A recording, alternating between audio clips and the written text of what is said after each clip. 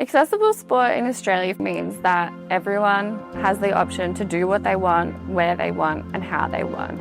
And it means that they can connect with community. They can just enjoy being physical, being social and being active. We're here today for the first ever gathering of our Disability Advisory Committee. We're here in Sydney in person, and what we're trying to do in our new strategy is represent the voices of people with disability in everything we do. And this project's been funded by the Australian Sports Commission's Play Well program. We're trying to ensure that everyone with disability has a safe place in sport.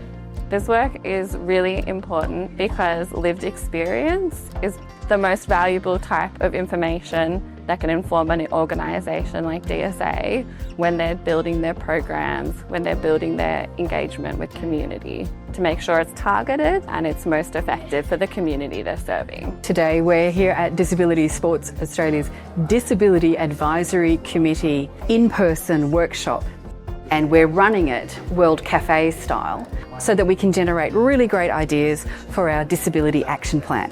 So to kick off the day, the Disability Advisory Committee went around the Sydney Olympic Park precinct. And why that's important is in 7 years, it's the 2032 Paralympic and Olympic Games. And one of the real focuses for the Paralympic and Olympic Games in 2032 is that there's accessible, welcoming facilities for people with disabilities. So we wanted to see, 25 years ago, what was accessibility like compared to today. The main key takeaways from today, I think, are how important the community and foundational level of sport are. The elite side of it is fantastic and an opportunity, but that comes from the grassroots and the community participation. And I think at the moment that is something that really, really needs to be developed and worked on. I'm a person living with blind and low vision, and one of the things I picked up on the treasure hunt was the contrast of the footpath and the road.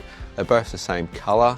I think they could be improved by just a different contrast for the path to make it easier for someone with blind and low vision.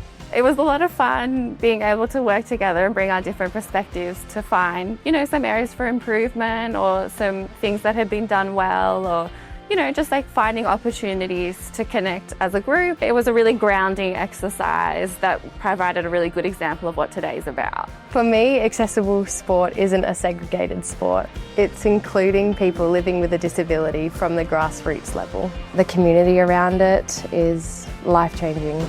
This work is absolutely vital. People with disability have a right to access sport.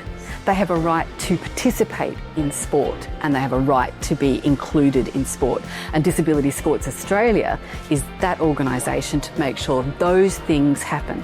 Participation, inclusion and access, because everybody has a place in sport.